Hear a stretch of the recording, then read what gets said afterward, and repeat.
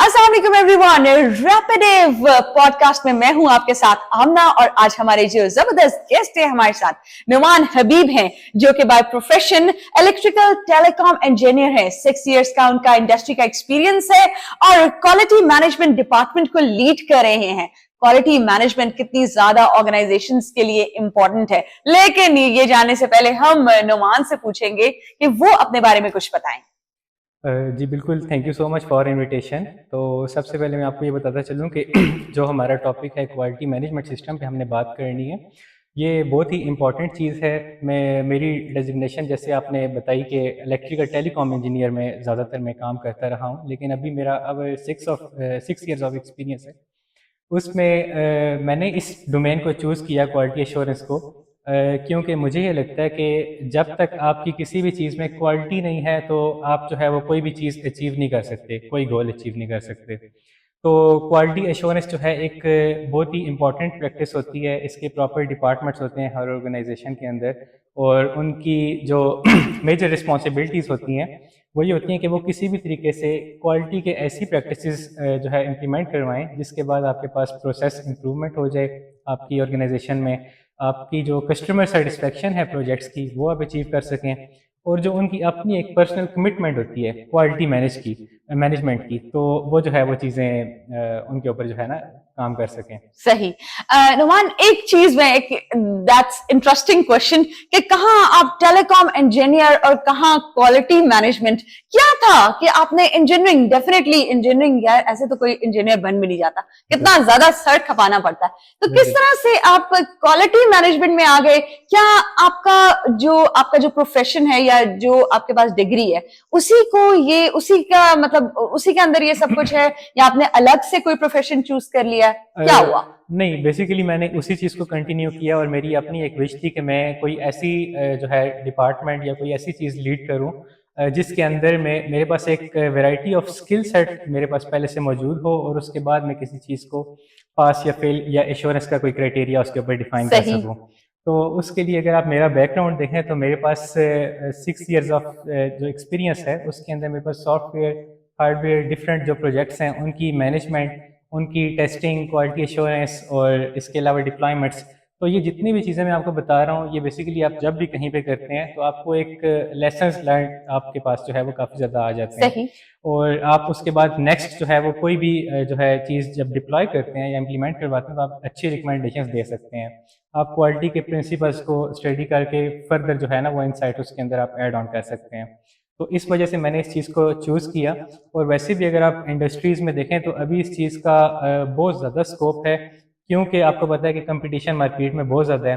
तो organisations quality management just एक ऐसी चीज़ है जिसको वो इस्टेब्लिश करती हैं, उसका एक प्रॉपर डिपार्टमेंट बनाती हैं ताकि वो अपने क्लाइंट्स को किसी तरीके से सेटिस्फाई कर सकें, सही। उनको अपनी कमिटमेंट दिखा सकें कि हम प्रोडक्ट की क्वालिटी पे कितना ज़्यादा फोकस करते हैं। अच्छा, ठीक है। तो इस वजह से इस चीज़ के ऊपर अभी काफ़ी ज़्यादा जो है वो आप देख सकती हैं ट्रेंड है इसकी। वैरायटी ऑफ सर्टिफिकेशंस हैं, ISO बहुत कॉमन है जिसको आपने सुना होगा, बिल्कुल। CMMI जो है ये एक बहुत अच्छी सर्टिफिकेशन है क्वालिटी इंप्रूवमेंट के लिए। तो इन चीज़ों को इम्प्लीमेंट करते हुए हम अपनी इंटरनल ऑर्गेनाइजेशन में जो प्रोसेसेस की इम्प्रूवमेंट है वो कर सकते हैं। अच्छा, मुझे बताएं कि जिस तरह आप कह रहे हैं कि कंट्रोल्ड एक डिपार्टमेंट है और जो सब पे चेक रखता है और बहुत सारी चीजें इम्प्लीमेंट करवाता है, तो क्या ये HR का एक डिपार्टमेंट है?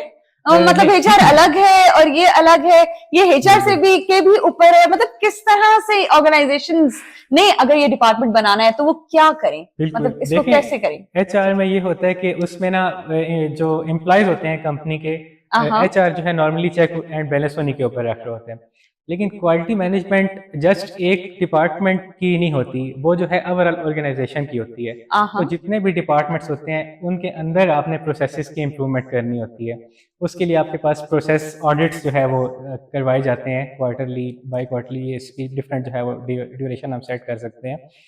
लेकिन जो चेक एंड बैलेंस होता है इसका वो सब डिपार्टमेंट्स पे होता है। तो इसलिए कुछ ऑर्गेनाइजेशंस जो है वो जो ऑर्गेनाइजेशन की जो सीनियर मैनेजमेंट है वो इस चीज़ को काफ़ी ज़्यादा पसंद करती है कि हमारे पास ये वाली चीज़ें हों, लेकिन जो बाकी डिपार्टमेंट्स होते हैं या उनके हेड्स होते हैं नॉर्मली वो इस चीज़ को पसंद नहीं भी करते कि कोई उनसे आके पूछे कि आप क्या कर रहे हैं, आपके प्रोसेसेस कैसे हैं, और आपके पास ये चीज़ें जो है वो ठीक नहीं है, क्वालिटी के स्टैंडर्ड के मुताबिक ये चीज़ें इस तरह से होनी चाहिए थी और आप इस तरीके से कर रहे हैं।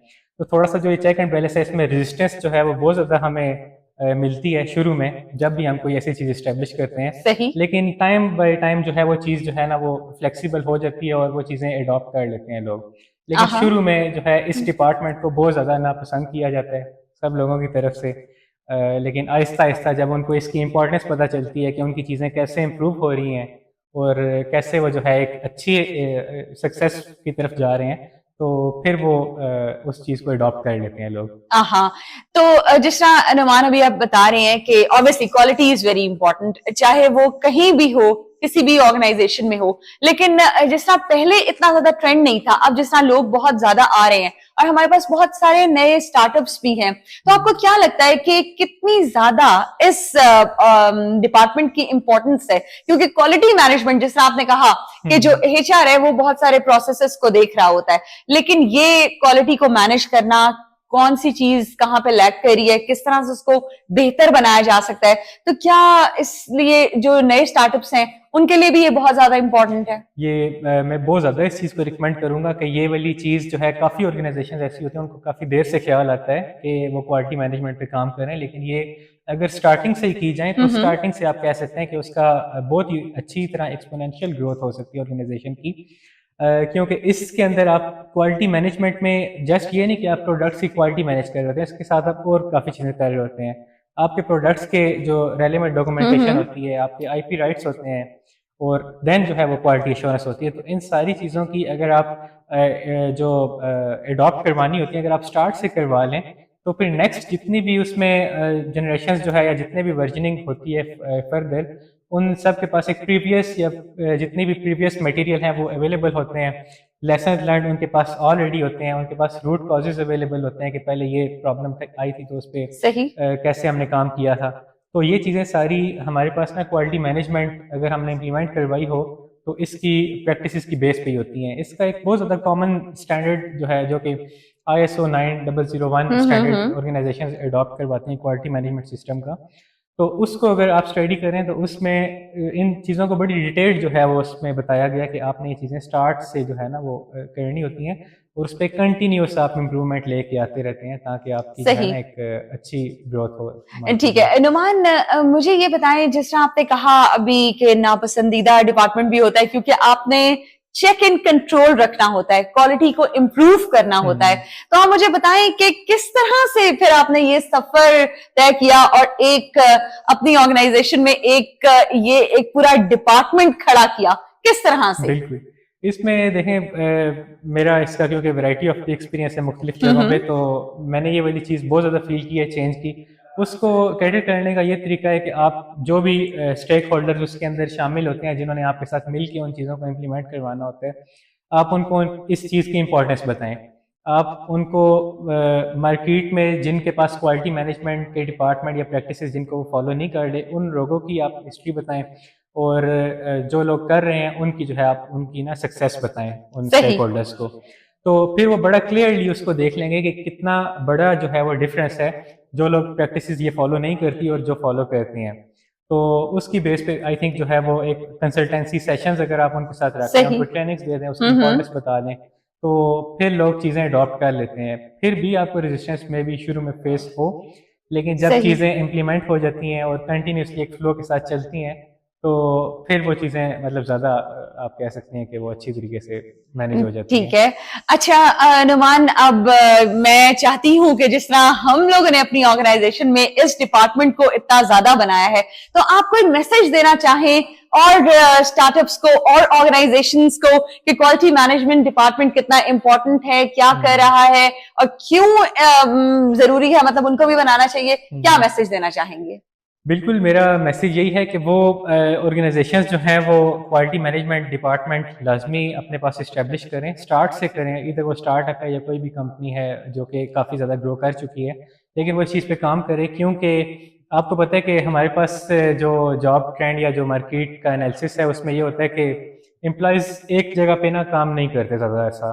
तो इसलिए अगर आपने क्वालिटी मैनेजमेंट की प्रोसीजर्स और प्रिंसिपल्स ऑलरेडी डिफाइन किए हों, आप अपने प्रोडक्ट्स की डॉक्यूमेंटेशन करा रहे हो किसी क्वालिटी स्टैंडर्ड की बेस पे, आप उन्हीं जो प्रोडक्ट्स आपके पास इन हाउस डेवलप हो रहे हैं उनके आईपी के राइट्स जो है अप्लाई कर रहे हो या उनकी क्वालिटी एश्योरेंस कर रहे हो, अगर इन सारी चीज़ों को आप रिकॉर्ड करेंगे, जो कि क्वालिटी मैनेजमेंट डिपार्टमेंट का काम है रिकॉर्ड करना इनको, तो आपको बहुत ज़्यादा आसानी होगी फर्दर आपने अगर अपने जो है वो ग्रोथ करनी है ऑर्गेनाइजेशंस ने। तो I will highly recommend this quality management department to every organisation. Okay, thank you so much Numan for coming here. और जी मैं आपको जाते जाते बताती चलूं कि ये सिलसिला अब चलता रहेगा। अब देखते हैं रैपिडेव पॉडकास्ट में हमारा नेक्स्ट टॉपिक क्या होता है। टिल देन अपना ढेर सारा ख्याल रखिएगा। अल्लाह हाफिज।